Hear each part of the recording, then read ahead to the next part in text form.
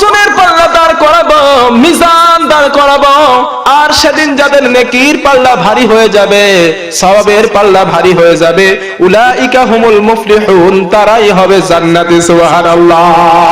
ওয়া মান খাফফাত মাওয়াজিনুহু ফাউলাইকাল্লাযীনা খাসিরু আনফুসাহুম বিমা কানু আয়াতিনা ইয়াযলিমুন। আল্লাহ রাব্বুল আলামিন বলেন, আর সেদিন যাদের নেকির পাল্লা হালকা হয়ে যাবে, গুনার পাল্লা ভারী হয়ে যাবে, তারা সেদিন নিজের ধ্বংস কামনা করবে, ক্ষতি কামনা করবে, কারণ তারাই হয়ে যাবে জাহান্নামী। কথা ঠিক? এখন আপনারা বলুন, জান্নাতে যাওয়ার জন্য 100 নম্বরে কত নাম্বার পাওয়া লাগবে? চিন্তা ভাবনা করে বলুন। বাংলাদেশের মানুষের ব্রেন খুব সাফ, খুব ভালো।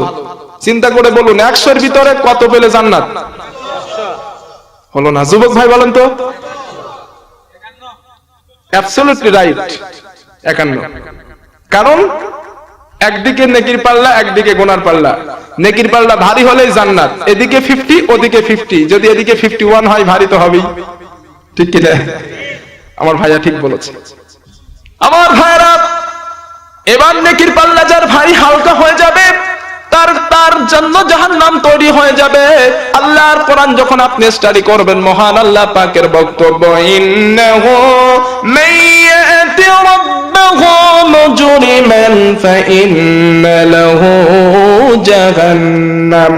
আল্লাহ রাব্বুল আলামিন বলেন, কিয়ামতের ময়দানে আমার সামনে যারা অপরাধী হয়ে, অস্বীকারী হয়ে আমি আল্লাহ পাকের সামনে দণ্ডায়মান হবে, তাদের ঠিকানা হয়ে যাবে জাহান্নাম। আর সেই জাহান্নামের অবস্থা হবে এমন, লা ইয়ামুতু ফিহা ওয়া লা ইয়াহইয়া। আল্লাহ পাক বলেন, সেই জাহান্নামের ভিতরে মানুষকে যখন ফেলে দেওয়া হবে, সের ভিতরে সে মরবেও না, বাঁচবেও না, এমন একটা মধ্যপন্থা অবস্থান করবে। নাউজুবিল্লাহ। আবার ভাইরা, আল্লাহর সামনে যেদিন অপরাধী হয়ে অস্বীকারীরা দণ্ডায়মান হয়ে যাবে, মহান আল্লাহ পাক বলবেন, আমার ফেরেশতারা ওই আবার নাফরমান বান্দাগুলি লাইনে দাঁড়ালো, আবার নাফরমান বান্দাগুলি একদল হয়ে গেছে। যেহেতু কিয়ামতের দিন আল্লাহ রাব্বুল আলামিন বলবেন, ওয়ামতাজুল ইয়াউমা আইয়ুহাল মুজরিমুন। হে অপরাধীর দলেরা, পৃথক হয়ে যা, ঈমানদারদের থেকে পৃথক হয়ে যা। আজকের তোদের ঈমানদারদের সঙ্গে কোনো সম্পর্ক নাই। পৃথিবীর জমিনে ঈমানদারকে দেখেছিস আর মেরেছিস, ঈমানদারদেরকে কষ্ট দিয়েছিস, ব্যথা দিয়েছিস, যন্ত্রণা দিয়েছিস। কিয়ামতের ময়দানে ঈমানদারদের সঙ্গে তোদের কোনো সম্পর্ক নাই। পৃথক হয়ে যা, পৃথক হয়ে যা। যখন অপরাধীরা পৃথক হয়ে যাবে, আল্লাহ রাব্বুল আলামিন এবার ফেরেশতাদেরকে লক্ষ্য করে বলবেন, আপনি যখন আল্লাহর কোরআন স্টাডি করবেন, সূরা আল হাক্কা, মহান আল্লাহ পাক বলেন, খুযুহু ফাগুল্লুহু সুম্মাল জাহিমা সাল্লু সুম্মা ফি সিলসিলাতিন যারউহা ৭০ যিরাআন ফাসলুকু। আল্লাহ রাব্বুল আলামিন বলবেন, ও আমার ফেরেশতারা, ওই সব আমার নাফরমান বান্দা, ওদের গলায় জাহান্নামের ৭০ গজ বেড়ি পরিয়ে দাও, এরপরে জাহান্নামের ভিতরে নিয়ে যাও, টানতে টানতে জাহান্নামের দিকে নিয়ে যাও। নাউজুবিল্লাহ। ও আমার ভাইরা, আল্লাহর ফেরেশতারা তাদের হাতে পায়ে শেকল লাগাবেন, গলার ভিতরে শেকল লাগাবেন। শেকল দিয়ে দিয়ে যখন হিসড়ে হিসড়ে জাহান্নামের দিকে নিয়ে যাবে, সূরা মুলক 29 নাম্বার পারা, 1 নাম্বার সাপা, আল্লাহ পাক বলেন, কুল্লামা উলকিয়া ফিহা ফাওজুন সালাহুম খাযানাতুহা আলাম ইয়াতিকুম নাযীর। আল্লাহ রাব্বুল আলামিন বলেন, কিয়ামতের দিন যখন জাহান্নামীদেরকে, অস্বীকারীদেরকে টেনে টেনে জাহান্নামের দিকে নিয়ে যাবে, জাহান্নামের দ্বার রক্ষী ফেরেশতাগণ বলবে, ও আল্লাহর বান্দারা, আজকের জাহান্নামের কাছে কেন আসলি? জাহান্নামের সুসংবাদকার কি তোদের কাছে আসে নাই? তোদের কাছে ভীত প্রদর্শক কি আসে নাই?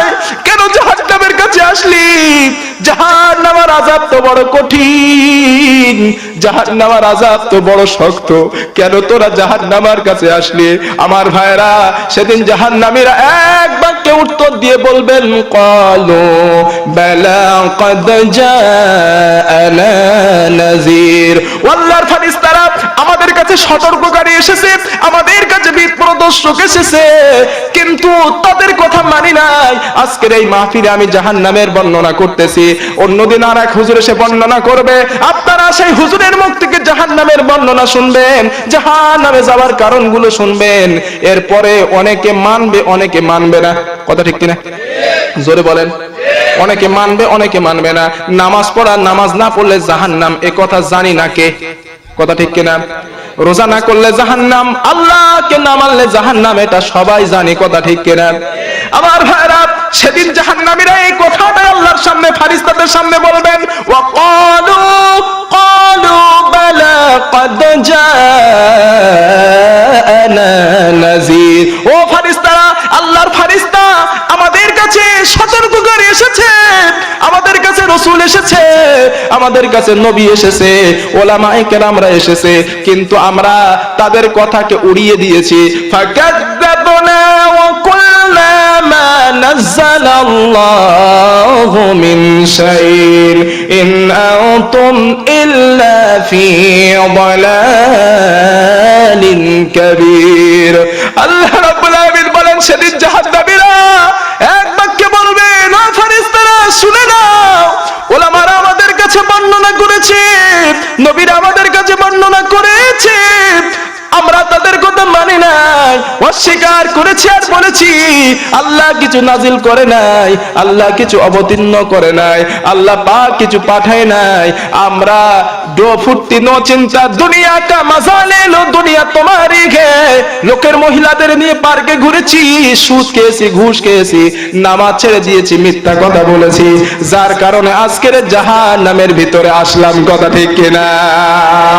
আবার ভাইরা, সেদিন জাহান্নামীগুলি আফসোস করতে থাকবে আর বলবেন, ক্বালু লাউ কুন্না নাসমাউ আও নাকিলু মা কুন্না ফি আসহাবিস সাঈর। জাহান্নামীরা আফসোস করবে আর বলবে, হায় রে আফসোস, যদি পৃথিবীর জমিনে ওগুলো শুনতাম আর মেনে নিতাম, আর যদি আমল করতাম, আজকের জাহান্নামের কাছে আসতাম না, জাহান্নামের শাস্তি আমাদের ভোগ করতে হতো না। কিন্তু আমার ভাইরা, জাহান্নামে কিয়ামতের দিনে আফসোস অনুশোচনা করে কি কোনো লাভ হবে? কথা বলে না, কোনো লাভ হবে? কোনো লাভ হবে না। অনুশোচনা করার দরকার পৃথিবীতে। কথা ঠিক কিনা? কাঁদার দরকার পৃথিবীতে। জাহান্নামীরা কাঁদবে, আল্লাহ রাসূল বলেন, জাহান্নামীরা তো কান্না কাঁদবে। বর্ষার সময় যেমন পানি হলে পানি দিয়ে নালা হয়ে যায়, পানি দিয়ে যেমন নালা হয়ে যায়, জাহান্নামীরা জাহান্নামের ভিতরে এত কান্না কাঁদবে, ওদের চক্ষু দিয়ে দিয়ে নালা হয়ে যাবে, পানি পড়ে পড়ে নালা হয়ে একটা সময় তাদের চোখের পানিটা শুকিয়ে যাবে। আল্লাহর রাসূল বলেন, চোখের পানি শুকিয়ে যাওয়ার পরে তাও তারা কাঁদতে থাকবে। আল্লাহ পাকের রাসূল বলেন, তাদের চক্ষু দিয়ে রক্ত প্রবাহিত হবে। নবীজি বললেন, এত পরিমাণে রক্ত তাদের চক্ষু দিয়ে আসবে, একটা নৌকা যদি তোমরা তাতে ভাসিয়ে দাও, অবলীলা ক্রমে সেই নৌকাটা ভেসে যাবে, কোনো অসুবিধা হবে না। নাউজুবিল্লাহ। এজন্য আমার ভাইরা, জাহান্নাম থেকে বাঁচার জন্য পৃথিবীর জমিনে কান্না দরকার আছে না নাই? জোরে বলুন, আছে না নাই? অবশ্যই পৃথিবীর জমিনে আপনাকে কাঁদতে হবে। পৃথিবীতে যদি আপনি কাঁদতে পারেন, আল্লাহর জাহান্নাম আপনার জন্য হারাম হয়ে যাবে। কথা ঠিক কিনা? আমার ভাইরা, জাহান্নামীরা সেদিন বলবে, হায় আফসোস, পৃথিবীর জমিনে যদি কাঁদতাম, পৃথিবীর জমিনে যদি মেনে নিতাম, আফসোস অনুশোচনা করতাম, আজকের আমাদের জাহান্নামের কাছে আশা লাগতো না। কথা ঠিক কিনা? আমার ভাইরা, ওই সময় জাহান্নামীদেরকে জাহান্নামের ভিতরে নিক্ষেপ করে দেওয়া হবে। জাহান্নামের ভিতরে নিক্ষেপ করে দেওয়ার সঙ্গে সঙ্গে তাদের গায়ের গোশতগুলো, চামড়াগুলো জাহান্নামের আগুন খেয়ে ফেলবে। নাউজুবিল্লাহ। আমার ভাইরা, ওই জাহান্নামের আগুন এত কঠিন, জাহান্নামের আগুন এত তপ্ত, জাহান্নামের আগুন এত তেজস্বী। হাদিস যখন আপনি স্টাডি করবেন, আল্লাহ পাকের রাসূল বলেছেন নারুকুম জুজহুম মিন সাবঈনা জুজইম মিন নারি জাহান্নাম। আল্লাহর রাসূল বলেছেন ও দুনিয়ার মানুষ, এই দুনিয়ার সাধারণ আগুন যে তোমরা দেখতে পাও, এই দুনিয়ার সাধারণ আগুনের থেকে ইতালির বিশ্ববিয়াসের আগ্নেয়গিরি যখন উৎফুল্লিত হয়, বিরাট বড় বড় পাথরগুলোকে পানি বানিয়ে দেয়। কথা ঠিক কিনা? জোরে বলেন কথা ঠিক কিনা? এই দুনিয়ার সাধারণ আগুন বিরাট বড় বড় কলকারখানা পুড়িয়ে দেয়, বিরাট বড় বড় জলস্বাদ পুড়িয়ে দেয়। আল্লাহ রাসূল বললেন এই যে দুনিয়ার আগুন তোমরা দেখতে পাও, এই দুনিয়ার আগুনের থেকে জাহান্নামের আগুন 70 গুণের তাপ বেশি হবে। আমার ভাইরা, যদি দুনিয়ার আগুনের ভিতরে একটা মিনিট আমাদের হাতের আঙ্গুলটা না রাখতে পারি, জাহান্নামের আগুনের অবস্থা কি হবে? আল্লাহ রাসূল বললেন ও উম্মতেরা, আল্লাহ পাক যখন জাহান্নামের আগুনকে সৃষ্টি করলেন, উকিদা আলান নারি আলফা সানা, আল্লাহ পাক যখন জাহান্নামের আগুনকে সৃষ্টি করলেন 1000 বছর ধরে উত্তপ্ত করলেন, 1000 বছর ধরে জ্বালালেন, হাত্তা বিয়াদ্দাত জাহান্নামের আগুন 1000 বছর পরে সাদা হয়ে গেল। সুম্মা উকিদা আলাইহি আলফা সানা, জাহান্নামের আগুনকে আল্লাহ পাক আবার 1000 বছর ধরে জ্বালালেন, হাত্তা আহমারাত জাহান্নামের আগুন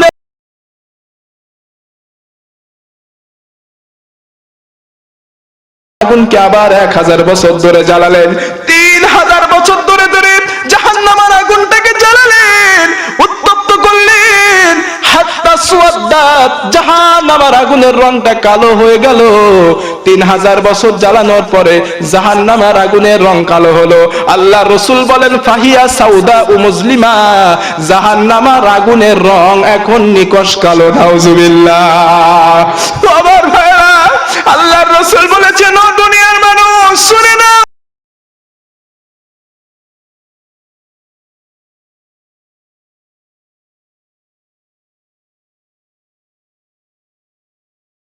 জাহান্নামী মানুষ পাশাপাশি থাকবে, কিন্তু একজন মানুষ আর একজন মানুষকে দেখতে পাবে না। নাউজুবিল্লাহ। আবার ভাইরা, মানুষকে যখন জাহান্নামের ভিতরে এই অবস্থায় ফেলে দেওয়া হবে, ফেলে দেওয়ার সঙ্গে সঙ্গে মহান আল্লাহ রাব্বুল আলামিন তার গায়ের চামড়াটা আগে পোড়াবেন। আল্লাহর কোরআন যখন আপনি স্টাডি করবেন, আল্লাহ পাকের বক্তব্য কুল্লামা নাদিদাত জুলুদুহুম বাদদাল্লাহুম জুলুদান গায়রাহা লিয়াযুকুল আযাব। চিৎকার করে বলুন আল্লাহু আকবার। আরো জোরে বলুন আল্লাহু আকবার। আল্লাহ রাব্বুল আলামিন বলেন আমার বান্দারা, জাহান্নামীদেরকে যখন জাহান্নামের ভিতরে নিক্ষেপ করা হবে, আমি মহান আল্লাহ পাক জাহান্নামীদের গায়ের পোস্তটা পুড়িয়ে দেব, জ্বলিয়ে দেব, আবার আমি সেটা নূতন বানিয়ে দেব, আবার পুড়ে যাবে, আবার নূতন বানিয়ে দেব, আবার পুড়ে যাবে, আবার নূতন বানিয়ে দেব, লিয়াযুকুল আযাব, যাতে সে শাস্তির তীব্রতা অনুভব করতে পারে। নাউজুবিল্লাহ। আমার ভাইরা, বিজ্ঞানীরা এটাই আয়াতটা নিয়ে রিসার্চ করেছে, গবেষণা করেছে। আল্লাহ পাক মানুষের চামড়াটা কেন জাহান্নামে পোড়াবেন, চামড়া পোড়ানোর উদ্দেশ্যটা কি, বিজ্ঞানীরা রিসার্চ করে বলেছেন scientific gates in the holy skin in the organs of sensitivity. মানুষের চামড়ার ভিতরে আছে অনুভূতি শক্তি। কি শক্তি? কথা বলেন। আমাদের চামড়ার ভিতরে আঘাত লাগলে অথবা কিছু অনুভব করলে, বাতাস লাগলে আমরা অনুভব করি। কথা ঠিক কিনা? এই কথা বলেন না মিয়া, জোরে বলুন। এই জন্য যারা আগুনে পুড়ে যায়, যাদের ছালগুলো পুড়ে যায়, যখন আমরা মেডিকেলে নিয়ে যাই, মেডিকেলে নিয়ে যাবার পরে ডাক্তারেরা প্রথম তার চামড়ার উপরে হালকা হালকা আঘাত করতে থাকে। সে যদি ব্যথা অনুভব করে, ডাক্তার আনন্দিত হয়। কেন জানেন? ডাক্তার জানে ওর চামড়াটা উপর দিয়ে পুড়েছে, যেহেতু ওর অনুভূতি শক্তি এখনো ফিরে আছে। সুবহানাল্লাহ। এই চামড়ার ভিতরে আল্লাহ অনুভূতি শক্তি রেখে দিয়েছেন। আমার ভাইরা, জাহান্নামের আগুনে দেওয়ার সঙ্গে সঙ্গে আগে চামড়াটা পুড়বে। কি পুড়বে? জোরে বলেন। আল্লাহ রাসূল বলেন ওয়াগালাযু জালবিহি, মানুষের চামড়ার গায়ের পুরাত্ব হবে ৭০ দিরা, ৭০ গজ মোটা। চিন্তা করতেছেন? আমাদের গায়ের চামড়া 1 ইঞ্চি অথবা 1 সুতো 2 সুতো মোটা, ঠিক কিনা? আর জাহান্নামী মানুষের গায়ের চামড়ার পুরাত্ব হবে 60 গজ, 140 হাত। আল্লাহ আল্লাহ আল্লাহ। আমার ভাইরা, কষ্ট পাচ্ছেন না তো? কষ্ট পাচ্ছেন না তো আপনারা? একটা মানুষ কিন্তু উঠবেন না। আমি একটা সময় নিয়েছি আপনাদের কাছে, থাকবেন তো ইনশাআল্লাহ? আমার ভাইরা, আল্লাহ পাকের রাসূল জাহান্নামী মানুষের দেহের বর্ণনা দিচ্ছেন। জাহান্নামী মানুষের দেহের বর্ণনা কেমন হবে শোনো। নবীজি বলেছেন, দারসুল কাফির মিসলু উহুদিন। এক একটা জাহান্নামী মানুষের দাঁতটা হবে, এই দাঁত হবে উহুদ পাহাড়ের সমান বড়। ওয়াত্তাখিযুহু মিসলুল বাইদা। জাহান্নামী মানুষের এক একটা রান হবে, উরত হবে বাইদা উপত্যকার মতো বড়। মাকআদুহু ফিন্নারি মাসিরাতা সালাসিন। জাহান্নামী মানুষকে জাহান্নামে ফেলার পরে একটা জাহান্নামী মানুষের ঘাড়ের এই দিক থেকে ওই দিকের দূরত্ব হবে, একটা মানুষ একাটানা 3 দিন না খেয়ে না বেয়ে বিশ্রাম করলো না, 3 দিন একটানা রাস্তা অতিক্রম করলো, ওই মানুষটা যতটা পথ অতিক্রম করবে একটা জাহান্নামী মানুষকে জাহান্নামে ফেলার পরে ওর ঘাড়ের এই দিক থেকে ওই দিকের দূরত্ব হবে 3 দিনের রাস্তার সমান। চিন্তা করছেন কত বড় দেহ নিয়ে আল্লাহ পাক জাহান্নামে দেবেন, কথা ঠিক কি না? একটা জান্নাতি মানুষকে জান্নাতে দেওয়ার পর হযরতে আদম নবীর মতো 60 গজ বড় বানিয়ে আল্লাহ জান্নাতে দেবেন, যাতে সে জান্নাতের অফুরন্ত নিয়ামতগুলি ভোগ করতে পারে, কথা ঠিক কি না? একই ভাবে একজন জাহান্নামী মানুষকে জাহান্নামে দেওয়ার পরে মহান আল্লাহ পাক বিরাট বড় দেহ নিয়ে জাহান্নামে ঢোকাবেন। ও আমার ভাইরা, অন্য হাদিসের ভিতরে আল্লাহ পাকের রাসূল বলেছেন, আল্লাহর রাসূল বলেছেন, জাহান্নামী মানুষকে জাহান্নামে দেওয়ার পর তার ফিজিক্যাল স্ট্রাকচার, তার দেহের কাঠামো হবে এত বড়, মক্কা থেকে মদিনার দূরত্ব যতটা, একজন জাহান্নামী মানুষের দেহের দূরত্ব হবে ততটা। চিন্তা করেন, আমাদের এই ছোট্ট শরীর নিয়ে যদি আমরা আগুনে পুড়ে যাই কেমন কষ্ট হয় বলেন ভাই? একবারও চিন্তা করেন, অনুভব করেন কত কষ্ট হয়। তারপরেও আমরা জাহান্নাম থেকে বাঁচার জন্য একটাও চেষ্টা করি না, কথা ঠিক কিনা? মৃত্যু থেকে মানুষ বাঁচতে পারে না, মৃত্যু থেকে মানুষ বাঁচার চেষ্টা করতেছে, জাহান্নাম থেকে মানুষ চাইলে বাঁচতে পারে, কিন্তু সেই জাহান্নাম থেকে বাঁচার চেষ্টা করতেছে না, কথা ঠিক কিনা? আবার ভাইরা, হাদিস থেকে একটা হাদিস আপনাদেরকে শোনাচ্ছি। আমাদের জননী উম্মুল মুমিনিন হযরত আয়েশা সিদ্দিকা রাদিয়াল্লাহু তাআলা আনহা, আমাদের আম্মা জান, আল্লাহ পাকের রাসূল একদিন যোহরের নামাজ পড়ে বাড়ি আসলেন, আসার পরে ঘরে সালাম দিলেন, আসসালামু আলাইকা ইয়া আয়েশা, আসসালামু আলাইকা ইয়া আয়েশা। দুবার সালাম দিলেন, সালামের কোনো জবাব নাই। আল্লাহ রাসূল 3 বার সালাম দিলেন, আসসালামু আলাইকা ইয়া আয়েশা, সালামের কোনো উত্তর আসলো না। আল্লাহর রাসূল সাল্লাল্লাহু আলাইহি ওয়াসাল্লাম ঘরের দরজা তালা করে একটু ঢাকা দিলেন, নবীজি ঢাকা দিয়ে ঘরের ভিতরে প্রবেশ করলেন। ঘরের ভিতরে প্রবেশ করে দেখেন হযরতে আয়েশা সেজদায় পড়ে গিয়ে ডুকুরে ডুকুরে কাঁদতেছে। আল্লাহর রাসূল বলেন, ওরে আয়েশা, এখন দুপুর বেলা তুমি কেন কাঁদো, কেন চোখের পানি ফেলো রে আয়েশা? তোমার কান্নার কারণটা কি আমাকে একটু বলো। আল্লাহ রাসূল বললেন, আয়েশা রে, তোমাকে কেউ মেরেছে নাকি, তোমাকে কেউ বকেছে নাকি, কটু কথা বলেছে নাকি? হযরতে আয়েশা বললেন, ইয়া রাসূলুল্লাহ, আমাকে কেউ মারে নাই, আমাকে কেউ বকে নাই, আমাকে কেউ কটু কথা বলে নাই। আল্লাহ রাসূল বললেন, ওরে আয়েশা, তাহলে দুপুরবেলা কেন কাঁদো, কেন চোখের পানি ফেলতেছো?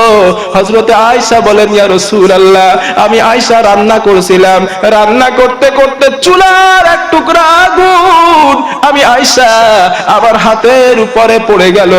ইয়া রাসূলুল্লাহ, চুলার আগুন যখন আমার হাতের উপরে পড়ে গেল, আমি আয়েশা জাহান্নামের কথা আমার মনে হয়ে গেল। হুজুর, জাহান্নামের আগুন দুনিয়ার আগুনের থেকে 70 গুণের তাপ, এই দুনিয়ার আগুন সহ্য করতে পারি না। হুজুর, জাহান্নামের আগুন আমি আয়েশা সইতে পারবো না। ইয়া রাসূলুল্লাহ, আমি আয়েশা জাহান্নামের আযাবের ভয়ে, জাহান্নামের শাস্তির ভয়ে, জাহান্নামের আযাব থেকে বাঁচার জন্য আমি আয়েশা নামাজের পাটি ফেলে আল্লাহর কাছে আয়েশা, আমি রাসূলুল্লাহ জানিয়ে দিলাম তোমার চোখের পানি যদি জাহান্নামের ভয়ে এক ফোঁটা পানি যদি আল্লাহর কাছে কবুল হয়ে যায়, আমি বিশ্ব নবী জানিয়ে দিলাম কিয়ামতের দিন এই চোখের পানির বিনিময় আল্লাহ তোমার জাহান্নাম থেকে বাঁচিয়ে দিবেন। লিল্লাহি তাকবীর। প্রভু তুমি বলেছ রাসূল দেবে না, বলনি দেবে না ওমর, বলনি দেবে না হামজা তারিক, খালিদি বিজয় সমর। প্রভু তুমি বলেছ রাসূল দেবে না, বলনি দেবে না ওমর, বলনি দেবে না হামজা তারিক, খালিদি বিজয় সমর। প্রভু তুমি বলেছ রাসূল দেবে না, বলনি দেবে না ওমরের যোগ, রাশেদার সেই খেলাফত ফিরিয়ে দিতে আলোর সমাজ, কেটে কেটে বিষণ্ণতায়। পৃথিবীতে তুমি আর নবী দেবে না, বলনি দেবে না ওমর, বলনি দেবে না হামজা তারিক, খালিদি বিজয় সমর। প্রভু তুমি বলেছ রাসূল দেবে না, বলনি দেবে না ওমর, বলনি দেবে না হামজা তারিক, খালিদি বিজয় সমর। প্রভু তুমি বলেছ রাসূল দেবে না। ঠিক কি না? সম্মানিত ভাই, হযরতে আয়েশা চোখের পানি ফেলে কেঁদেছে, আর আমাদের মা বোন টিপিয়া সিরিয়াল নিয়ে ব্যস্ত। কথা বলেন। আপনারা ঠিক বলছেন, আপনারা কিনে দেন কেন? আপনারা কিনে দেন কেন? আপনাদের মহিলা যদি আপনারা টিভি দেখতে না দেন, ওরা কি দেখতে পাবে? কথা বলেন। সারা দিন বসে বসে সিরিয়াল গুলো মেলায়, সিরিয়াল গুলো দেখে। স্বামী যদি কষ্ট করে বাড়ি এসে বলে, ও আমার স্ত্রী, ও আমার কলেজার টুকরা পুতুলি, আমার খুব তৃষ্ণার্ত পেয়েছে, একটু পানি খাওয়াও। স্ত্রী বলে, আমি এখন কিরণমালা দেখছি, ঢেলে খাও। ঠিক কিনা? আছে না নাই? রাত্রে যদি সে না দেখতে পারে, সকালবেলা সে কাঁচা তোলে। ঠিক কিনা? আছে না নাই? আছে। আর এই কিরণমালার কারখানা হচ্ছে আমার কলকাতায়। দুনিয়াটা দলম ধরাইছে ওরাই। কিরণমালা, টাপুর টুপুর, ঝিনুকমালা, আলিফ লাইলা, কত যে গজবের সিরিয়াল, ওইগুলো দেখতেছে আর নিজের জীবনের সঙ্গে স্ট্যাটাস মেলাচ্ছে। ঠিক কিনা? আমার ভাইয়েরা, এগুলো পরিত্যাগ করুন। জান্নাতের বর্ণনা করুন, জাহান্নামের বর্ণনা করুন। বাড়িতে মহিলাদেরকে বসিয়ে নিয়ে অযথা গল্প না করে কোরআনের একটা তাফসীর বাংলা বার হয়েছে, সন্তানকে বসিয়ে নিয়ে কোরআনের তাফসীর শোনান। জান্নাতটা, পরিবারটা জান্নাতি বানিয়ে দিবেন কে? জোরে বলুন, পরিবারটা জান্নাতি বানিয়ে দিবেন কে? সন্তানকে নিয়ে টিভির রিমোটটা হাতে দেন না। অনেক মানুষ আমাদের কাছে এসে বলে, হুজুর সন্তান কথা শোনে না, সন্তানকে একটু পানি পড়ে দেন, সন্তানকে একটু ফুক দিয়ে দেন। আমি বলি, সন্তানকে পানি পড়া দরকার না, দরকার আপনার পানি পড়া খাওয়ানো। কথা ঠিক কিনা? সন্তান যখন ভূমিষ্ঠ হয়েছে, তার কমল হৃদয় ছোট্ট মানুষ, আপনি তার হাতে তুলে দিয়েছেন টিভির রিমোট, আপনি তার হাতে তুলে দিয়েছেন মাল্টিমিডিয়া সেট, আপনি তার হাতে তুলে দিয়েছেন ইংলিশ কিতাব। সে তো সিনেমা দেখে দেখে সালমান খান হবে। কথা বলে না? সিনেমা দেখে দেখে শাহরুখ খান হবে। বড় হয়ে ঐশীর মতো বাপ মা আপনারও জবাই করবে। কথা ঠিক কিনা? সন্তান তারা হচ্ছে কাদার দোলার মতো। কাদা যেমন যেদিকে আপনি বেঁকাবেন, কাদা সেদিকে যাবে। ঠিক কিনা? সন্তান যখন বড় হয়ে যায়, ওই কাদাকে আমরা যখন পুড়িয়ে দেই, সেই কাদাকে আর কিছু করা যায়? করা যায়? যায় না। সন্তানের ছোটবেলায় আপনি নামাজ পড়তে যাচ্ছেন, সন্তানের হাত ধরে মসজিদে নিয়ে যান। সন্তান মা নামাজ পড়তেছে, সন্তানকে পাশে নামাজ শেখান। খাওয়ার আগে ছোট মানুষ, তাকে বিসমিল্লাহ বলে খাওয়ানো শেখান। সংসারটাকে জান্নাতি বানিয়ে দিবেন কে? আল্লাহ পাক বানিয়ে দিবেন। কিন্তু আমরা এগুলি করি না। আমরা ডো ফুর্তি, নো চিন্তা, ইট জিট কাল বিমারি, দুনিয়া কা মজা লে লো, দুনিয়া তোমারি। আমি বলি ভাই, এই কথাটা এমন করে বলা দরকার, ইবাদত কা মজা লে লো, জান্নাত তোমারি है। কথা ঠিক কি না? এই পৃথিবীটা হচ্ছে এমন। পরিবর্তন হন, আয়েশার মতো কাঁদুন, চোখের পানি ফেলুন। আল্লাহ আপনার জন্য জান্নাতটা, এই পৃথিবীটা স্বর্গ করে দেবেন, পরকালটা স্বর্গ করে দেবেন। কথা ঠিক কি না? আমার ভাইরা, আল্লাহ পাকের রাসূলের কথা শুনেন, কষ্ট পাচ্ছেন না তো? কষ্ট পাচ্ছেন না তো? আল্লাহ পাকের রাসূলের বক্তব্য শুনুন। আল্লাহ পাকের রাসূল বললেন, ইয়া আইয়ুহান্নাস সুবকু ফাইল্লাম তাস্তাতিউ ফাতাবাকু। ও মানুষেরা, জাহান্নামের আগুন যদি নেভাতে চাও পৃথিবীর জমিনে তোমরা দুটো কাজ করো। কয়টা? জোরে বলেন। আল্লাহর রাসূল বললেন দুটো কাজ করো। এক নাম্বার হচ্ছে, যদি সম্ভব হয় আল্লাহর জমিনে আল্লাহর জন্য, ইসলামের জন্য তোমার দেহের রক্তটা ঢেলে দাও। কারণ শাহাদাতের রক্ত, শহীদানদের রক্তের ফোঁটা আল্লাহর জাহান্নামের আগুন নিভিয়ে দেয়। কথা ঠিক কিনা? আর জোরে বলুন ঠিক কিনা?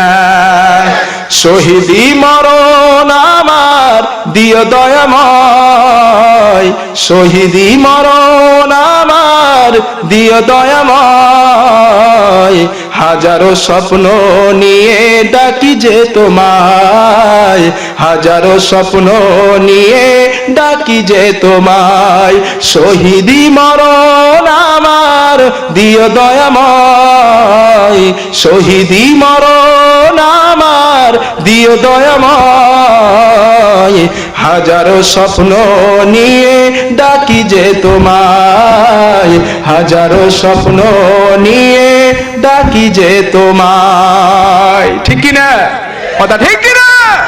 শাহাদাতের তামান্না সকলের দিলে দেখা দরকার আছে না নাই? আছে না নাই? আল্লাহ রাসূল বলেছেন, যার দিলের ভিতরে, যার অন্তরের ভিতরে শাহাদাতের তামান্না থাকবে না, সে মুমিন হয়ে মরবে না, মুনাফিক হয়ে মরবে। কথা ঠিক কিনা? আমার ভাইরা, শাহাদাতের মর্যাদা পৃথিবীর জমিনে এত মর্যাদা সম্পন্ন মওত আর হতে পারে না। বিশ্ব রাসূল বলেছেন, যারা আল্লাহর রাস্তায় শহীদ হয়ে যায়, আল্লাহর রাস্তায় জাহান দিয়ে দেয়, আল্লাহর রাস্তায় কুরবান হয়ে যায়, সাধারণ মানুষ যেমন মরে যায় ওরাও তেমন মরে যায়, কিন্তু ওদের মরার ভিতরে একটু পার্থক্য আছে। কথা ঠিক কিনা? আছে না নাই? আল্লাহ পাকের রাসূল বললেন, ওই মানুষগুলো মরে যাওয়ার পরে আল্লাহ রাব্বুল আলামিন ওদের রূহটাকে নিয়ে জান্নাতের সবুজ পাখির ভিতরে পুরে দেন। আর আল্লাহ পাক বলতে থাকেন, আমার বান্দা কুল মা শিতা, জান্নাতের ভিতরে তুমি যা ইচ্ছা, তোমার যা মন চায় আমার জান্নাতের ভিতরে তুমি খেতে থাকো। সুবহানাল্লাহ। আল্লাহর কোরআন যখন স্টাডি করবেন, মহান আল্লাহ পাকের বক্তব্য, ওয়ালা তাকুলু লিমান ইউকতালু ফি সাবিলিল্লাহি আমওয়াত বাল আহইয়াউন ইনদা রাব্বিহিম ইউরযাকুন। চিৎকার করে বলুন আল্লাহু আকবার। আল্লাহ রাব্বুল আলামিন বলেন, ও আমার বান্দারা, আমার জন্য যারা শহীদ হয়েছে, আমার জন্য যারা জাহান দিয়েছে, আমার রাস্তায় যারা শহীদ হয়ে গেল, তোমরা তাদেরকে মরা বলো না, তারা মরে যায় নাই, তারা আমার কাছে জীবিত। বাল আহইয়াউন, বরং তারা জীবিত। ইনদা রাব্বিহিম ইউরযাকুন, একটা জীবিত মানুষ যেমন আমার পক্ষ থেকে রুজি পায়, খানা পায়, পানি পায়, আমার রাস্তায় যারা শহীদ হয়ে যায় আমার কাছ থেকে তারা রুজি এবং পানি পেতে থাকে। সুবহানাল্লাহ। আমার ভাইরা, শাহাদাতের মর্যাদা তো বিশাল। আল্লাহ পাকের নবী বলেন, উম্মতেরা শুনে নাও, কিয়ামতের দিন 50,000 সানা মিম্মা তাউদুন, কিয়ামতের বিচারের দিনটা হবে 50,000 বছরের লম্বা দিন। কথা বলে না? আরো জোরে বলুন। ইমাম বুখারী হোক, ইমাম মুসলিম হোক, আর ইমাম আবু দাউদ হোক, যারা সাধারণ অবস্থায় মৃত্যুবরণ করবে, কিয়ামতের দিন হিসাব নিকাশ হবে, তারপরে তারা জান্নাতে যাবে। কথা বুঝতেছেন? কিন্তু আমার ভাইরা, শাহাদাত যারা হয়ে গেছেন, শহীদ যারা হয়ে গেছেন, মহান আল্লাহ তাদের ব্যাপারে বলেছেন, কিয়ামতের দিন আল্লাহ রাব্বুল আলামিন তাদের রূহটাকে নিয়ে জান্নাতের থেকে তাদের রূহটা নিয়ে তাদের দেহের সঙ্গে সিমেন্টেড করে দিবেন। আল্লাহর বান্দাদেরকে কবর থেকে মহান আল্লাহ পাক তুলবেন, আরশে আজিমের নিচে তাদের একটা স্থান করে দেওয়া হবে, আরশে ছায়ার নিচে তাদেরকে রাখা হবে। যোহর আর আসরের মাঝখানে একটা সময় আছে, যে সময়টাকে হাদিসের ভাষায় বলা হয় ওয়াক্তে মুশতারিক। কি সময়? সকলে বলেন, ওয়াক্তে মুশতারিক। ওই ওয়াক্তে মুশতারিক 4-5 মিনিটের সময়, ওই সময়ে যোহর পড়াও যায়, আসর পড়াও জায়েজ। ওই 4-5 মিনিটের সময় 50,000 বছরের লম্বা দিন, কিয়ামতের দিন একজন শাহাদাত হওয়া ব্যক্তির জন্য 50,000 বছরের লম্বা দিনটা ওই শাহাদাত ব্যক্তির জন্য 4-5 মিনিটের মতো লাগবে। সুবহানাল্লাহ। আমার ভাইরা, আল্লাহর রাসূল বললেন, মহান আল্লাহ পাক ওই সব মানুষগুলোকে জিজ্ঞাসা করবেন, আমার বান্দা, কেন তোমাদের দেহের ভিতরে গুলির চিহ্ন, কেন তোমাদের দেহের ভিতরে তরবারির চিহ্ন, তোমাদের দেহটা কেন ক্ষত বিক্ষত অবস্থায় রয়েছে? আল্লাহর রাসূল বলেন, ওই সব শাহাদাত হওয়া ব্যক্তিগুলি আল্লাহর কাছে জবাব দিবেন, আমার আল্লাহ, ও আমার আল্লাহ, পৃথিবীর জমিনে তোমার দ্বীন কায়েম করার জন্য, তোমার ইসলাম কায়েম করার জন্য, তোমার কথা বলার জন্য, হাদিসের কোরআনের কথা বলার জন্য আমাদের বুকে গুলি এসে লেগেছে, তোমার নবীর বিরুদ্ধে কথা বলেছে, আমরা প্রতিবাদ করতে গেছি, প্রশাসনেরা আমাদের বুকে গুলি করে হত্যা করেছে। কথা বলে না? রব্বুল আলামিন আজকের সেই চিহ্ন নিয়ে তোমার দরবারে হাজির হয়েছি। ও আমার আল্লাহ, আমাদের শক্তি নাই, সমর্থন নাই, তুমি তো তোমার জন্য করেছি, আজকের আমাদের আমল তো কিছু নাই, তুমি যেটা ফয়সালা দিবে সেটাই আমরা কবুল করে নেব। আল্লাহ রাসূল বলেন, মহান আল্লাহ পাক সেদিন দাঁড়িয়ে বলবেন, আমার বান্দারা, আজকের আমি মহান আল্লাহ পাক তোমাদের উপরে রাজি হয়ে গেলাম, তোমাদের উপরে খুশি হয়ে গেলাম, যাও, চলে যাও, চলে যাও, আমার জান্নাতে চলে যাও। লিল্লাহি তাকবীর, লিল্লাহি তাকবীর। এজন্য শাহাদাতের মর্যাদার তামান্না, শাহাদাতের ইচ্ছা হৃদয়ে রাখা দরকার, আছে না নাই? জোরে বলুন, আছে না নাই? মুসলমান মাথা নত করার জাতি নয়, মুসলমান হচ্ছে উচ্চ মোকামের জাতি। কথা ঠিক কিনা? মুসলমানের ইরাদা, মুসলমানের ইচ্ছা, মুসলমানের ঈমান থাকা দরকার, এমন আল্লাহর জমিনে আল্লাহর কলেমার পতাকা উড়বে। কথা ঠিক কিনা? কথা ঠিক কিনা? এটাই হচ্ছে মুসলমানের দাবি, ঈমানদারের দাবি, মুসলমানের না, ঈমানদারের দাবি। কথা ঠিক কিনা? কারণ জমিনটা কার? জোরে বলুন, আল্লাহর। এই জমিনের বাদশাহিত্ব কার? আল্লাহর। তাহলে আইন চলবে কার? আল্লাহর। কিন্তু এই কথা বলতে গেলে মানুষের গুলি খেতে হবে, শাহাদাত বরণ করতে হবে। কথা ঠিক কিনা? এই যে বিল্ডিংটা আমরা দেখতে পাচ্ছি, এই বিল্ডিংটা থেকে আমাদের জন্য একটা শিক্ষা আছে। কষ্ট পাচ্ছেন না তো? কষ্ট পাচ্ছেন না তো? এই বিল্ডিংটা খাড়া করানোর জন্য হাজার হাজার ইটকে মাটির নিচে যেতে হয়েছে। কথা ঠিক কিনা? জোরে বলেন ভাই। এখন যারা ভালো ইট, তারা যদি বলে আমরা মাটির নিচে যাব না, আমরা উপরে থাকবো, এই বিল্ডিং কি হবে? ভালো ভালো ইটকে মাটির নিচে যেতে হবে। কথা ঠিক কিনা? হাজার হাজার মুসলমানকে, হাজার হাজার ঈমানদারকে আল্লাহর দ্বীন প্রতিষ্ঠা করার জন্য শহীদ হয়ে কবরে যাওয়া লাগবে, তারপরে আল্লাহর জমিনে আল্লাহর দ্বীন কায়েম হবে। কথা ঠিক কিনা? আমার ভাইরা, আমার ভারতবর্ষের দিকে আপনি দেখেন, আজকের এনআরসি করে মানুষকে বাদ দেওয়া হচ্ছে, মুসলমানদেরকে যেখানে পাচ্ছে মুসলমানদেরকে মারতেছে, মুসলমানদেরকে যেখানে পাচ্ছে হত্যা করা হচ্ছে। ও আমার ভাইরা, আজকের আমরা ভারতের মানুষ বড় কষ্টের ভিতরে আছি, আমরা বড় জুলুমের ভিতরে আছি, অত্যাচারের ভিতরে। কারণ আমাদের শাসক, আমাদের সরকার শাসক। আপনাদের সরকার তো ভালো, আলহামদুলিল্লাহ, বলি আলহামদুলিল্লাহ। আপনাদের সরকার তো এমন মুসলমানকে ধরে আর হত্যা করে না, কিন্তু আমাদের মোদী সরকার মানুষকে ধরতেছে আর হত্যা করতেছে। যদি কোনো হিন্দু শহীদ, কোনো হিন্দু হত্যা হয়ে যায়, তার বিরুদ্ধে কোর্টে মামলা দায়ের হয়। মুসলমানের সন্তান যদি মারে, তাকে যাবজ্জীবন কারাদণ্ড, ফাঁসি দেয়। কিন্তু কোন মুসলমানের সন্তানকে যদি মারা হয়, মুসলমানকে যদি হত্যা করা হয়, মুসলমানকে হত্যা করার পরে তার বিরুদ্ধে কোনো তার ব্যাপারে কোনো রায় দেওয়া হয় না, তার কেসটা কেউ কোর্টে অ্যাকসেপ্ট করা হয় না, কারণ সে মুসলমান, তাকে মেরেছে, ভালো হয়েছে। এমন কষ্টের ভিতরে আমরা আছি। ও আমার ভাইরা, মুসলমানদেরকে খাওয়া হচ্ছে না, না খেয়ে খেয়ে কত মুসলমান মারা যাচ্ছে।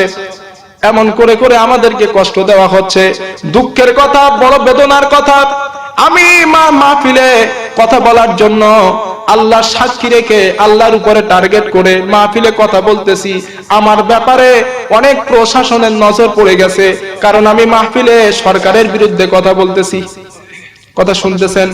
কিন্তু আমি শ্রোতাদেরকে বলেছি, যদি কোনোদিন শোনেন আমি জেলে গেছি, আমাকে আল্লাহর রাস্তায় মাফ করে দেবেন আর আমার জন্য দোয়া করবেন, কারণ আমার সারা জীবনের স্বপ্ন আমি যেন শহীদ হয়ে যাই। আল্লাহর কাছে সারা জীবন দোয়া করেছি, আল্লাহ রে, তোমার কথা বলতে বলতে যেন শহীদ হয়ে যায়, তোমার রাস্তায় যেন আমার জাহানটা চলে যায়। আমার ভাইরা, এজন্য মুসলমান হচ্ছে কাফেরের জাতি নয়, মাথা নত করার জাতি নয়। মুসলমান হচ্ছে খালিদ বিন ওয়ালিদের উত্তরসূরি, কথা ঠিক কিনা? বিড়ালের মতো হাজার হাজার বছর বেঁচে থাকার কোনো মূল্য নাই, সিংহের মতো 1 ঘন্টা বেঁচে থাকুন, এই বেঁচে থাকাটা 1000 কোটি বছর বেঁচে থাকার সমান, কথা ঠিক কিনা? আমার ভাইরা, আমাদের ভারতের অবস্থা এমন হয়ে গেছে, মুসলমানদেরকে যখন এনআরসি করে বাদ দেওয়ার পরিকল্পনা তারা করলো, মুসলমানদেরকে বাংলাদেশে তাড়াবে অথবা অন্য কোন দেশে তাড়াবে, মুসলমানদেরকে যখন এমন পরিকল্পনা করলো, তাদের বিরুদ্ধে ওলামা সমাজ তারা একটা সংগঠনের ভিতরে লিপ্ত হয়ে বলল, আমরা আল্লাহর জমিনে শহীদ হতে রাজি, কিন্তু মাতৃভূমি ছাড়তে রাজি নয়। কারণ বিশ্বনবী, এটা আমারও কথা, যেহেতু আমি একজন আলিম, আমারও বক্তব্য একটাই, বিশ্বনবী বলেছেন হুব্বুল ওয়াতনি মিনাল ঈমান, দেশকে ভালোবাসা হচ্ছে অঙ্গের ঈমান। স্বাধীনতা আন্দোলনের সময় ওলামারা যেমন জাহান দিয়েছে, রক্ত দিয়েছে, তাদের রক্তে ভারতের মাটি আজও পর্যন্ত লাল। ইতিহাসে ওলামাদের নাম উল্লেখ করা নাই, কিন্তু ওলামাদের নাম কি করে তোমরা মুছবা? আমার দিল্লির ইন্ডিয়া গেটে যত শহীদদের নাম সেখানে খোদাই করে লেখা আছে, তার ভিতরে সবথেকে বেশি সংখ্যক নাম মুসলমানদের। সুবহানাল্লাহ। আমি সেদিন মাহফিলে বলেছি, আজকে আমাদেরকে এনআরসি করে বাদ দেওয়ার চেষ্টা করতেছ, মুসলমানদেরকে মেরে ফেলার চেষ্টা করতেছ। আমরা মায়ানমারের মুসলমান নয় যে আমাদেরকে তাড়িয়ে দেবে আর আমরা চলে যাব। আমরা দেশ ছাড়তে রাজি নয়, জাহান দিতে আমরা প্রস্তুত, কথা ঠিক কিনা? আমার ভাইরা, মুসলমানেরা মরতে জানে, ইংরেজদেরকে যেমন তাড়িয়েছে, সেই ওলামা, সেই মুসলমান, তাদের সন্তান এখনো ভারতবর্ষের জমিনে বেঁচে আছে। একজন ওলামায়ে দেওবন্দকে ভারত স্বাধীনের আগে ইংরেজদের সঙ্গে যখন যুদ্ধ হয়, ইংরেজরা ওলামাদেরকে, একটা ওলামাকে, দেওবন্দ ওলামাকে ধরে নিয়ে গেল ফাঁসি কাস্টে, আর তাকে বলা হলো, তুমি মুসলমানদের পক্ষ হয়ে ব্রিটিশদের বিরুদ্ধে আন্দোলন করেছো, তোমার আজকের ফাঁসি হবে। তুমি যদি আত্মসমর্পণ করো তোমাকে ছেড়ে দেব, না হলে তোমাকে হত্যা করব। আমার ভাইরা, ওলামায়ে দেওবন্দ নিজের ব্যাগের থেকে একটা কাফনের কাপড় বার করলেন, কাফনের কাপড় বার করে বললেন, যে জাতি কাফনের কাপড় সঙ্গে নিয়ে ঘুরতে পারে, সেই জাতিকে তোমরা মৃত্যুর ভয় দেখিও না, সেই জাতিকে তোমরা মরণের ভয় দেখিও না। কারণ এই জমিনটাকে স্বাধীন করার জন্য, আল্লাহর ইসলামের পতাকা উত্তীর্ণের জন্য বিশ্ব নবীর ওলামা হয়ে, বিশ্ব নবীর আখলাক চরিত্র নিয়ে পৃথিবীর জমিনে আমরা এসেছি। আমি জাহান দিতে প্রস্তুত, কিন্তু দেশটা তোমাদের হাতে দিতে রাজি নই। লিল্লাহি তাকবীর। আমরা তো তাদের উত্তরসূরি, আমরা তো তাদের কলেজার সন্তান, আমরা কেন তো ছেড়ে দেব? আমরা দেশ ছাড়তে রাজি নয়, রক্ত দিতে রাজি, আমরা দেশ ছাড়তে রাজি নয়। এ বক্তব্যটা আজকের আপনাদের বাংলাদেশের নয়, আমি ভারতে প্রতি মাহফিলে আমি এই কথাটা সর্ব জায়গায় রাখি, কারণ আমার মাহফিলে শত হাজার হাজার শ্রোতা কখনো কখনো আল্লাহ মিলিয়ে দেন। গতকালকে যেখানে মাহফিল করেছি আমি, হাজার হাজার শ্রোতা, সেখানে আমি এই কথা বলেছি, প্রশাসন রয়েছে সেখানে। আমি যখন এই সরকারের বিরুদ্ধে কথা বলছি, তখন কয়েকজন প্রশাসন এখানে আছে, তার ভিতরে কয়েকজন মুসলিম। লাস্টে আমাকে উনি বলছে, হুজুর আপনাকে আমি ধন্যবাদ জানাই যে হক কথাটা আপনি বুক ফুলিয়ে বলেছেন। সুবহানাল্লাহ বলবেন না? হক কথা বললে সাহায্য করেন কে? জোরে বলেন। আর যারা হক কথা বলে না তারা হচ্ছে বোবা শয়তান, আর শাইতানুল আখরাজ। যারা হক কথা বলে না তারা বোবা শয়তান, কথা ঠিক কি না? আজকের আমাদের ভিতর হক নাই। মসজিদের ইমাম সাহেবরা সুদের বিরুদ্ধে কথা বলে না, মসজিদের ইমাম সাহেবরা ঘুষের বিরুদ্ধে কথা বলে না, যদি তাদের চাকরি চলে যায়, কথা ঠিক কি না? আজকের ওলামায়ে কেরামরা কথা বলতেছে না, হক কথা থেকে পিছিয়ে। আমার ভাইরা, মাজারের শিরিক হচ্ছে, বেদাত হচ্ছে। শিরিক বেদাতের ভিতরে মুসলমানদের ওলামায়ে কেরামদের কোনো ভূমিকা নেই। তারা শুধু পকেট লোটার জন্য, মানুষের টাকা হাসিল করার জন্য মাহফিলগুলো করতেছে, মসজিদের ইমামতি করতেছে, কথা ঠিক কিনা? কথা ঠিক কিনা? আমি বলি, হক কথা বলার জন্য যদি জেলে যেতে হয় চলে যান, শহীদ হতে হয় শহীদ হয়ে যান, ফাঁসির মঞ্চে দাঁড়াতে হয় ফাঁসির মঞ্চে দাঁড়িয়ে যান। যেদিন কিয়ামতের ময়দানে হযরতে আলী, হযরতে খাব্বাব রাদিয়াল্লাহু আনহু রক্তাক্ত অবস্থায়, ছিন্ন বিচ্ছিন্ন অবস্থায় আল্লাহর সামনে দাঁড়াবেন, হযরতে ফাতেমার কলেজার টুকরা সন্তান হযরতে হাসান হুসাইন রক্তাক্ত অবস্থায় যখন আল্লাহর সামনে দাঁড়াবেন, হযরতে খুবাইব রক্তাক্ত অবস্থায় যখন আল্লাহর সামনে দাঁড়াবেন, সাহাবা সামনে দাঁড়াবেন, সেদিন বিশ্ব নবীর সামনে নাদুস নুজুর চেহারা নিয়ে আপনি কেমন করে দাঁড়াবেন? এই জন্য হক কথা বলুন। হক কথা বললে সাহায্য করেন কে? সাহায্য করেন কে? আমার ভাইরা, হক কথা বললেন, ইসলামের কথা বললেন, আল্লাহ রাব্বুল আলামিন সাহায্য করেন। একটা ইতিহাস থেকে আপনাদেরকে শোনাচ্ছি। হযরতে সাদ রাদিয়াল্লাহু আনহু, ইসলামের ইতিহাস সাক্ষী। হযরতে সাদ রাদিয়াল্লাহু আনহু 60,000 মুসলমান সাহাবাকে নিয়ে আফ্রিকার ভূখণ্ডে যখন ইসলামের কলমের পতাকা উত্তীর্ণ করার জন্য রওনা হলেন, হযরতে সাদ রাদিয়াল্লাহু আনহু সম্মুখে সমুদ্র, সাহাবায়ে কিরামদেরকে বললেন, ও বিশ্ব নবীর সাহাবারা, ও আল্লাহ রাসূলের সাহাবারা, সামনে তো সাগর, এই সমুদ্র পাড়ি দিয়ে আফ্রিকার ভূখণ্ডে কি কলেমার পতাকা উত্তীর্ণ করতে পারবা নাকি? সাহাবারা বললেন, ও সাদ, আমরা মুসলমান, বিশ্ব নবীর সাহাবা, আমরা সংখ্যা গরিষ্ঠ হতে পারি, আমরা 60,000 মুসলমান হতে পারি, তাদের 1 লাখের উপরে কাফের থাকতে পারে, সৈন্য থাকতে পারে, কিন্তু আমাদের ভিতর ঈমান রয়েছে, আমরা বিশ্ব নবীর সাহাবা, আপনি আমাদেরকে নিয়ে চলুন, আফ্রিকার ভূখণ্ডে আল্লাহর কলেমার পতাকা উত্তীর্ণ করব। সুবহানাল্লাহ। হযরতে সাদ রাদিয়াল্লাহু আনহু বললেন, তাহলে তোমরা আমার সঙ্গে উচ্চারণ করো, নাস্তাইনু বিল্লাহি ওয়া নাতাওয়াক্কালু আলাইহি, হাসবুনাল্লাহু নি'মাল ওয়াকিল, নি'মাল মাওলা ওয়া নি'মান নাসির। ইতিহাস লিখতেছে, হযরতে সাদ রাদিয়াল্লাহু আনহু 60,000 মুসলমানকে নিয়ে, যুদ্ধের মাল সামান নিয়ে, হযরতে সাদ শ্রাবণের খরস্রোতাকে উপেক্ষা করে সমুদ্রের উপরে ঝাঁপিয়ে পড়লেন। 60,000 সাহাবা তাদের যুদ্ধের মাল সামান, ঘোড়া গাধা যা ছিল সবগুলো নিয়ে সাগর পার হয়ে গেলেন। হযরতে সাদ বললেন, ও বিশ্ব নবীর সাহাবা, তোমাদের ভিতর থেকে কেউ কি হারিয়ে গেছে নাকি? হযরতে সাদ যখন এই কথা বললেন, মুসলমানেরা বলল, ও সাদ, আমাদের ভিতর থেকে মানুষ হারিয়ে যাওয়া তো দূরের কথা, আমাদের যুদ্ধের মাল সামান একটাও হারিয়ে যায় না। লিল্লাহি তাকবীর। মুজাহিদদেরকে সাহায্য করেন স্বয়ং আল্লাহ, কথা ঠিক কি না? আমার ভাই, হযরতে সাদ রাদিয়াল্লাহু আনহু এই ঘোষণার পরে একজন সাহাবা বললেন, ও সাদ, আমার একটা পানির পাত্র, আমি যেটাই পানি পান করতাম, ওই পানির পাত্রটা কোথায় হারিয়ে গেছে, আমি সেটা পাচ্ছি না। অথবা আমি একটা থালায় ভাত খেতাম, সেই থালাটা কোথায় হারিয়ে গেছে, আমি সেটা পাচ্ছি না। হযরতে সাদ বললেন, ও বিশ্ব নবীর সাহাবা, দরিয়ার সমুদ্রের ঢেউ মুজাহিদদের কোনো জিনিস নিতে পারে না, অবশ্যই যেটা চলে গেছে তোমার কাছে আবার রিটার্ন চলে আসবে। আমার ভাইরা, হযরতে সাদ রাদিয়াল্লাহু আনহু এই ঘোষণা দেওয়ার সাথে সাথে দেখা গেল সমুদ্রের কোনায় কট করে একটা আওয়াজ হলো, যে পাত্রটা হারিয়ে গিয়েছিল সাহাবাদের মাঝে আবার ফিরে এসেছে।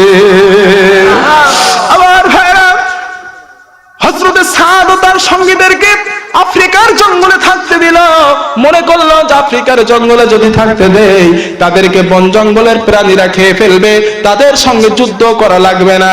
হযরতে সাদ বিষয়টা বুঝতে পারলেন, জঙ্গলের গাছগুলো কেটে, ডালপালাগুলো কেটে হযরতে সাদ এমন একটা মঞ্চ তৈরি করলেন। হযরতে সাদ রাদিয়াল্লাহু আনহু মঞ্চের উপরে দাঁড়িয়ে বন জঙ্গলের হিংস্র প্রাণীদেরকে লক্ষ্য করে বললেন, নোটিশ জারি করে দিয়ে বললেন, ইয়া আজ্ঞাতুহাল হাসারাতু ওয়াসসিবাউ নাহনু আসহাবু রাসূলুল্লাহ, হে বন জঙ্গলের হিংস্র প্রাণীরা, আমরা বিশ্ব নবীর সাহাবা, ফা ইন্না নাজিলুনা ফামান ওয়াজাদনা বাদাহু কাতাল্লাহু, আমরা বিশ্ব নবীর সাহাবা, আমরা এখানে আল্লাহর দ্বীনের কলেমার পতাকা উত্তীর্ণ করতে এসেছি।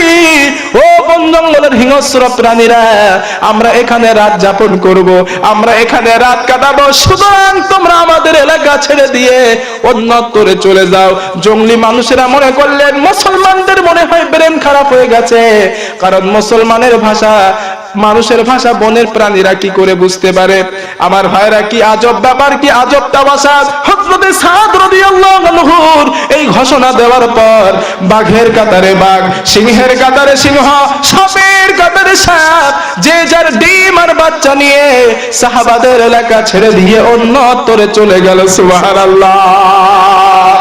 মুসলমানদেরকে সাহায্য করেন স্বয়ং, জোরে বলেন স্বয়ং আল্লাহ। বাতিল से दबने वाले, बातिल से दबने वाले, आए आसमां नहीं हम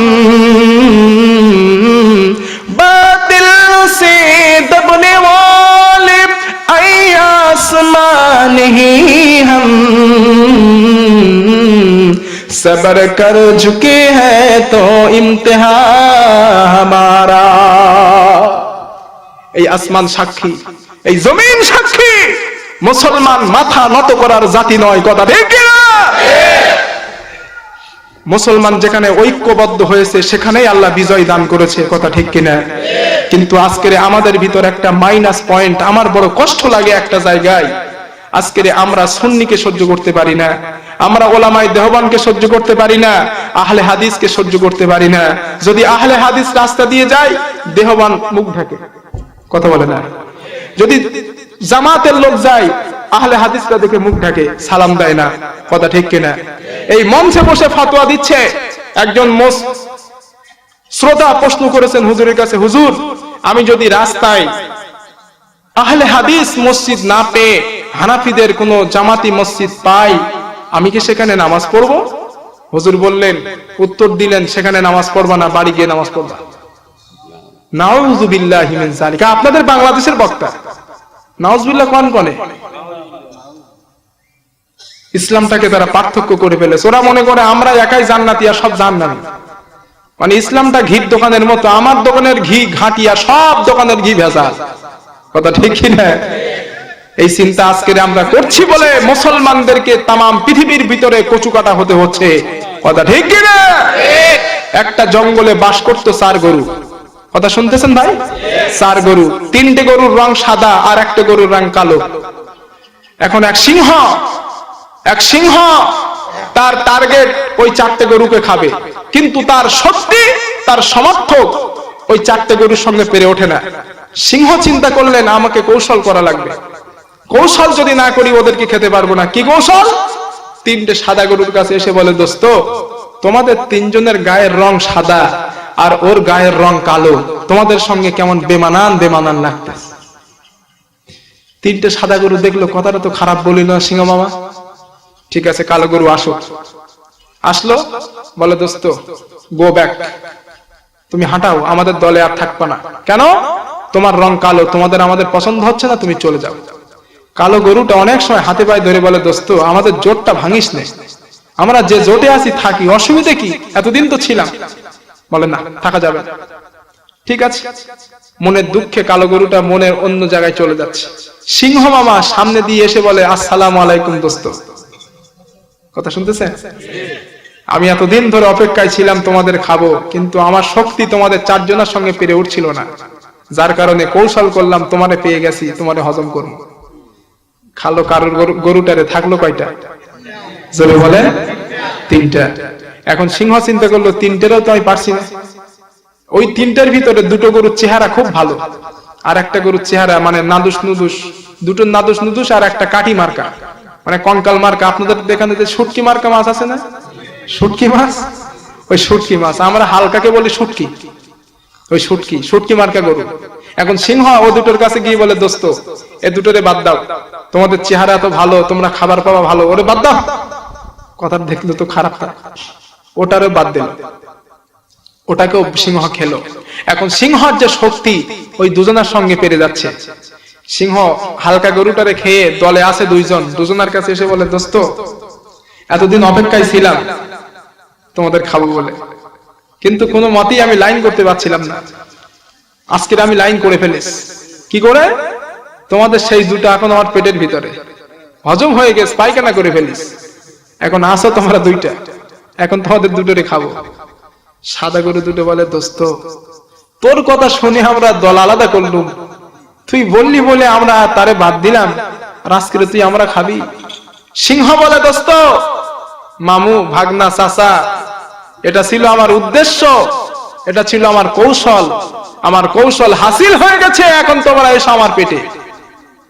তাম পৃথিবীর নাস্তিক বেঈমান খ্রিস্টানেরা মুসলমানদের ভিতরে তাফরীকা সৃষ্টি করার চেষ্টা করতেছে, মুসলমানদের ভিতরে ইখতিলাফ সৃষ্টি করার চেষ্টা করছে, যার কারণে আহলে হাদিস জামাতিকে দেখলে সহ্য করতে পারে না, জামাতি আহলে হাদিসকে দেখলে সহ্য করতে পারে না, শাফি আহলে হাদিসকে দেখলে সহ্য করতে পারে না। যখনই সহ্য করতে না পাচ্ছে, বেঈমান নাস্তিক বেঈমানেরা মুসলমানদেরকে ধরতেছে আর কচুকাটা করতেছে। ওয়ালা তাফাররাকু, ও বান্দারে আমি যে ইসলামটা দিয়েছি, যে রশ্মিটা দিয়েছি, তোমরা সমবদ্ধভাবে সংগোষ্ঠীভাবে আমার রশ্মিটাকে আঁকড়ে ধরো। ওয়ালা তাফাররাকু, তোমরা পৃথক হয়ো না। যদি পৃথক হও বাতিলের কাছে মার খাবা। কথা ঠিক কিনা? আজকে আমাদের মোদী সরকার মুসলমানদেরকে মারতেছে, আমি আপনাদের কানে কানে বলছি মারার দরকার ছিল।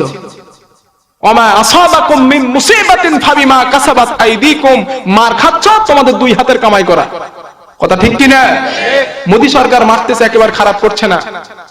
মানে এক বাড়িতে এক লোক বিয়ে করেছে, কিন্তু তার বউ তার কাছে আসে না। বউ তার কাছে আসে না, 3 মাস 4 মাস চলে যায়, হুজুর তাবিজ করে, পানি পড়া দেয়, কোনো মতেই কাজ হয় না। বউ আমার কাছে আসে না, করিটা কি? সর্বশেষ এক বুজুর্গের কাছ থেকে চিনি পোড়া আনছে। চিনি পোড়া এনে পানির সঙ্গে গুলিয়ে স্ত্রীরে খাওয়াইছে। স্ত্রীরে খাওয়ানোর পর রাত 2টোর সময় স্ত্রী সেই দিন রাত্রে এসে স্বামীর গলা জড়িয়ে ধরেছে। স্বামী বলতেছে, আল্লাহ, এত তাবিজ করলাম, কোন তাবিজে কাজ হলো না, বুজুর্গর সর্বশেষ চিনি পোড়ায় কাজ দিয়েছে। স্ত্রী বলে, কিসের চিনি পোড়া? ঘরে চোর ঢুকছে তাই ভয়ে গলা জড়িয়ে ধরছি। চিন্তা করতেছে, স্বামীর মনটা তো বেজার। চোরকে ডেকে বলে, এই চোর, তুই প্রত্যেকদিন আমার বাড়ি আসবি, সিনেমা, টিভি, বাসন থালা যা আছে সব দিয়ে যা, তাহলে আমার স্ত্রীরা আমার গলার সঙ্গে প্রত্যেকদিন পাবো। কাজেই মোদী সরকার মারতেছে, একেবারে খারাপ নয়। মোদী সরকারের অত্যাচারে ভারতবর্ষের কোটি কোটি মুসলমান জাগ্রত হয়ে গেছে। কথা ঠিক কিনা? সচেতন হয়ে গেছে আমার ভাইয়েরা। এজন্য পৃথক ভুলে যান ভাই, আর সময় নেই, আল্লাহর কসম আর সময় নেই। সকলে আমরা মুসলমান, ভাই ভাই। আমি দৃষ্টান্ত দিতে গিয়ে বলি, একটা বাস আপনাদের ঢাকায় যাবে, এখান থেকে একটা বাস ঢাকায় যাবে। ওই বাসে আমরা এই মানুষগুলো যদি সবাই উঠি, সবাই কি সিট পাবো? কথা বলেন, পাবো না। কেউ দাঁড়িয়ে থাকবো, কেউ ছাদের মাথায় থাকবো, কেউ ঝুলে থাকবো, ঠিক কিনা? ইসলামের ভিতরে একটা গাড়ি আছে যার নাম হচ্ছে জান্নাতের গাড়ি। ইসলামের একটা বাস আছে যার নাম হচ্ছে জান্নাতের বাস। আল্লাহর উপরে যারা ঈমান আনলো তারাই জান্নাতের বাসটাকে ক্রয় করলো। কেউ সিটে বসে যাবে, কেউ দাঁড়িয়ে যাবে, কেউ ছাদের মাথায় উঠে যাবে, কেউ কানে হাত বেঁধে যাবে, কেউ বুকে হাত বেঁধে যাবে, কেউ নাভিতে হাত বেঁধে যাবে। কথা বলে না? কেউ জোরে আমিন বলে জান্নাতে যাবে, কেউ আস্তে আমিন বলে জান্নাতে যাবে। কথা ঠিক কিনা? সকলের টার্গেট জান্নাত। তাহলে আমরা কেন মাথা ফাটাফাটি করবো? কথা কি আমি বোঝাতে পারলাম ভাই? আপনারা আমার প্রতি রাগ পাচ্ছেন না তো? আমি চাইছি উম্মত গোষ্ঠীকে, মুসলমান গোষ্ঠীকে একত্রিত করাতে। পৃথক ভুলে যান, তেফরিকা সৃষ্টি হতেই পারে, ইখতিলাফ থাকতে পারে মসলাগত দিক দিয়ে। সাহাবায়ে কেরামদের যুগেও ছিল, কিন্তু ইখতিলাফের জন্য আপনারা কেন পৃথক করবেন? কেন মানুষকে ভালোবাসবেন না? সে তো আপনার মুসলমান ভাই, সে তো অমুসলিম নয়, সে তো কাফের নয়। ইখতিলাফ থাকতেই পারে, তার ভিতরে একটা ভুল থাকতে পারে। সেই ভুলের জন্য কেন আপনি তাকে শাস্তি দিবেন? কেন আপনি তার সঙ্গে কথা বলবেন না? এগুলো ভুলে যান। আল্লাহ পাক যেন আমাদেরকে মিলন হবার, একত্ববদ্ধ হবার তৌফিক দেয়, বলি আমিন। সেজদায় যখন চলে যায় আল্লাহর বান্দা আর আল্লাহর মাঝখানে কোনো পর্দা থাকে না। সুবহানাল্লাহ। আল্লাহ পাক বললেন, ওয়াসজুদু ওয়াক্তারিব, ও গোলাম তুমি আমার সেজদা দাও আর আমি মহান আল্লাহ পাক আমার নিকটবর্তী তোমরা হয়ে যাও। আল্লাহ রাসূল বলেছেন, যত দোয়া কবুল হবার যত সময় আছে, সেজদা হচ্ছে সব থেকে বেশি দোয়া কবুলের সময়। সুবহানাল্লাহ। আমার ভাইরা, বারুদ যখন সেজদায় পড়ে গিয়ে মহান আল্লাহর কাছে চোখের পানি ছেড়ে দিয়ে কাঁদে, মহান আল্লাহ পাক ওই বান্দার চাইতে দেরি হয়, আল্লাহর দিতে দেরি হয় না। আল্লাহর কোরআন যখন আপনি স্টাডি করবেন, 20 নাম্বার পারা প্রথম ছাপা, আম্মাইয়ুজিবুল মুদতারা ইযা দাআহু ওয়া ইয়াখশিফুস সুআ ওয়া ইয়াজআলুকুম খুলাফাআল আরদ। আল্লাহ রাব্বুল আলামিন বলেন, ও আমার বান্দারা, তোমরা যখন রোগগ্রস্ত পড়ে, দিনগ্রস্ত হয়ে টাকা পয়সার ঋণ অবস্থায় পড়ে গিয়ে গভীর রাত্রে তাহাজ্জুদের নামাজ পড়ে যখন বান্দা কাঁদো, পৃথিবীর কোন সরকার তোমার ডাকের সাড়া দেয় না, কোন মাস্টার তোমার ডাকের সাড়া দেয় না, কোন এমপি তোমার ডাকের সাড়া দেয় না। ও গোলাম, আমি আসমানের মালিক, আমি জমিনের মালিক, আমি মহান আল্লাহ পাক তোমার এই কষ্টের ডাকের সময়ের ডাকের সাড়া আমি আল্লাহ দিয়ে থাকি।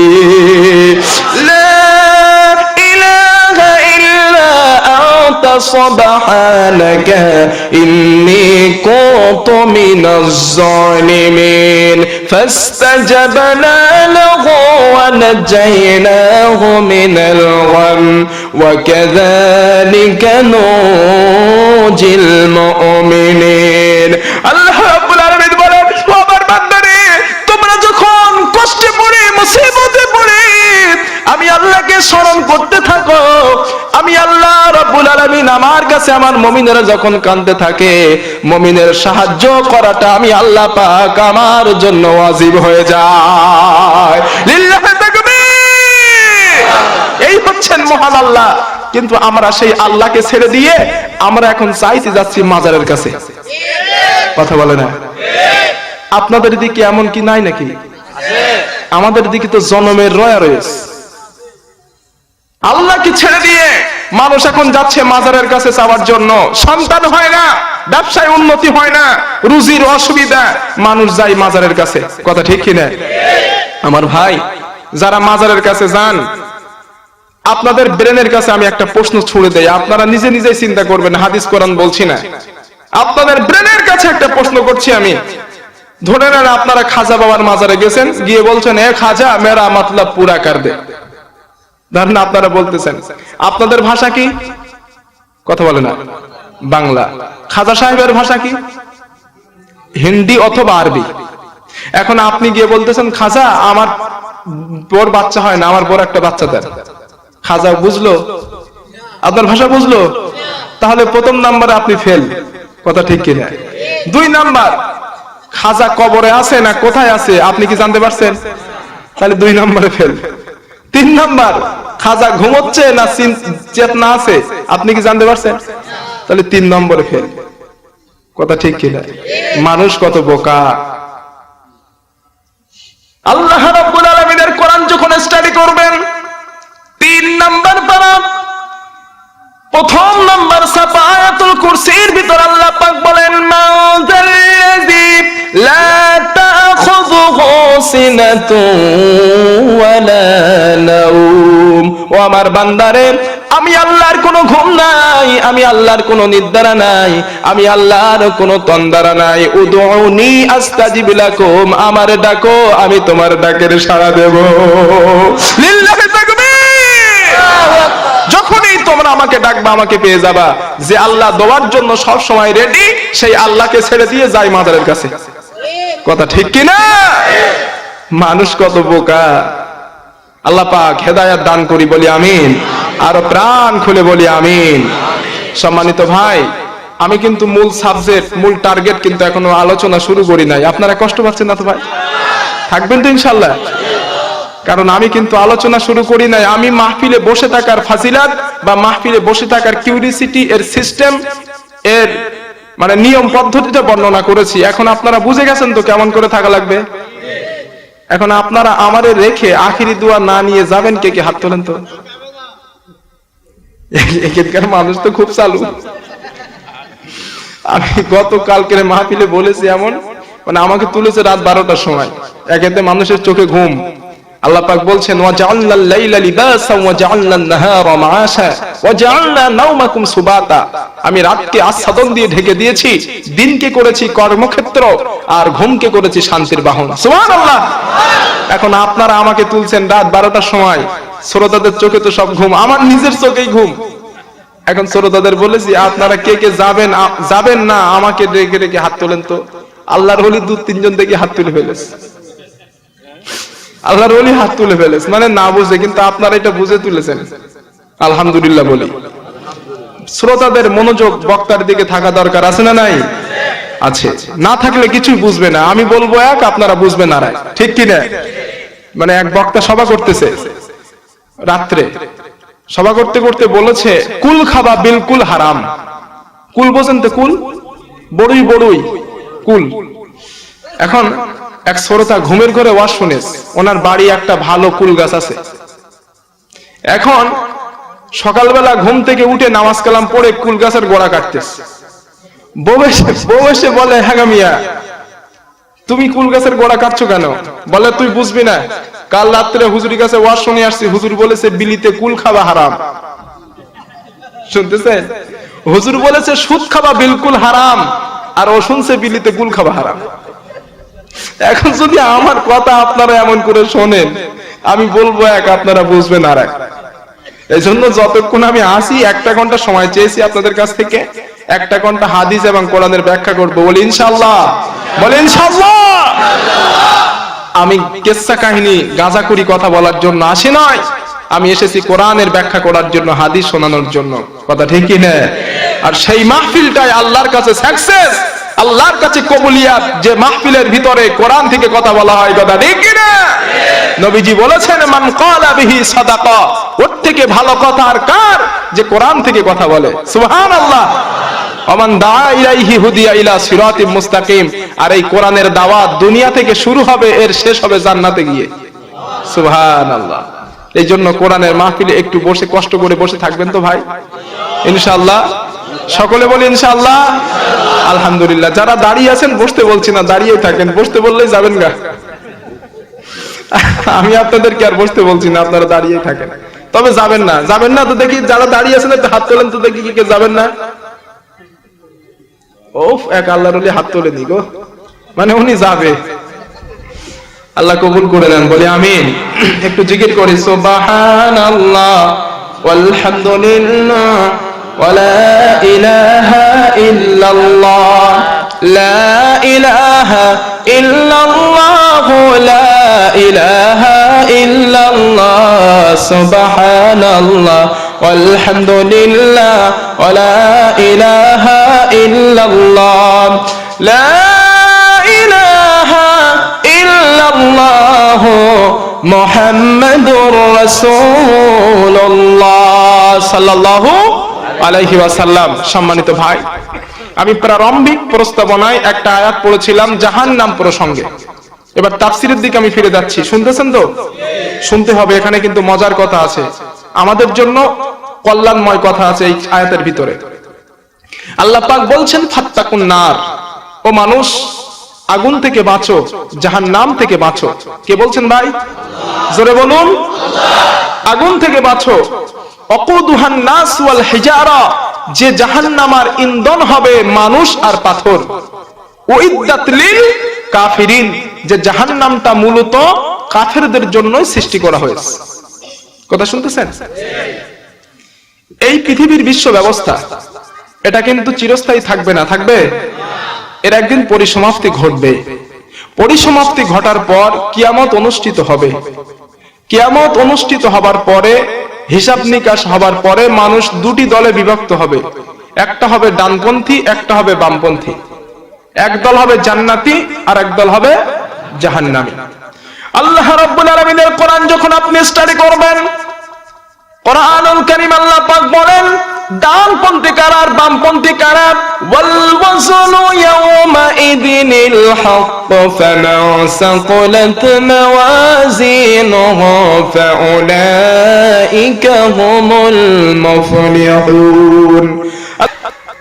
একটু জিকির করুন, সুবহানাল্লাহ ওয়ালহামদুলিল্লাহ ওয়ালা ইলাহা ইল্লাল্লাহ, লা ইলাহা ইল্লাল্লাহ, লা ইলাহা ইল্লাল্লাহ, সুবহানাল্লাহ ওয়ালহামদুলিল্লাহ ওয়ালা ইলাহা ইল্লাল্লাহ, লা ইলাহা ইল্লাল্লাহ মুহাম্মাদুর রাসূলুল্লাহ সাল্লাল্লাহু আলাইহি।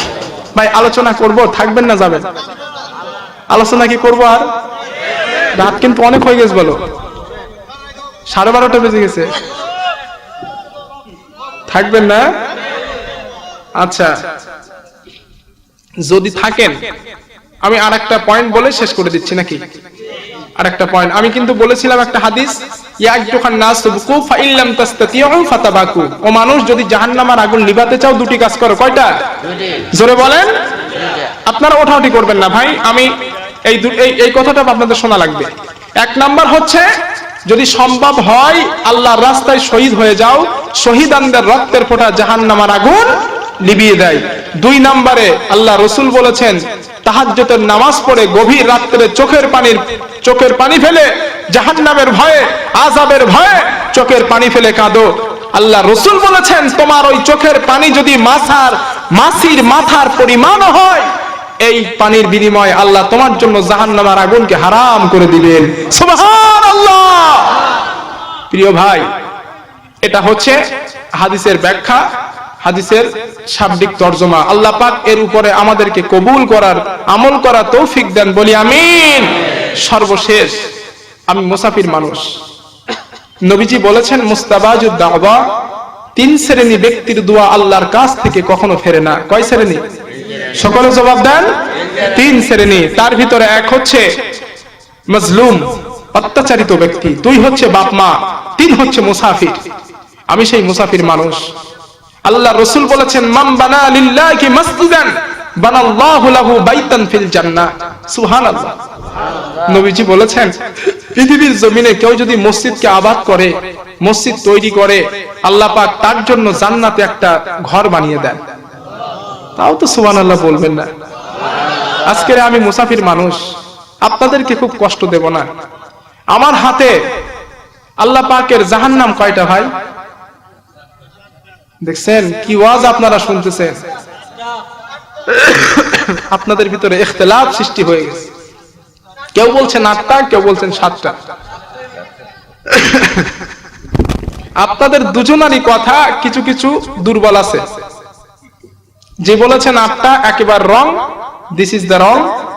আর যিনি বলেছেন 7টা, 50 ঠিক 50 ভুল। কথা শুনতেছেন? এখন চিন্তা করতেছেন সারা জীবন শুনে আসলাম জাহান্নাম 7টা, কলকাতার হুজুর এসে পেছ লাগাইলো কেমনে? 7টা জাহান্নাম না, মূলত জাহান্নাম একটা। কয়টা? একটা। জাহান্নামের দরজা হচ্ছে 7টা। এই জন্য হাদিসের ভাষায় তাকে বলা হয় জাহান্নাম 7টা।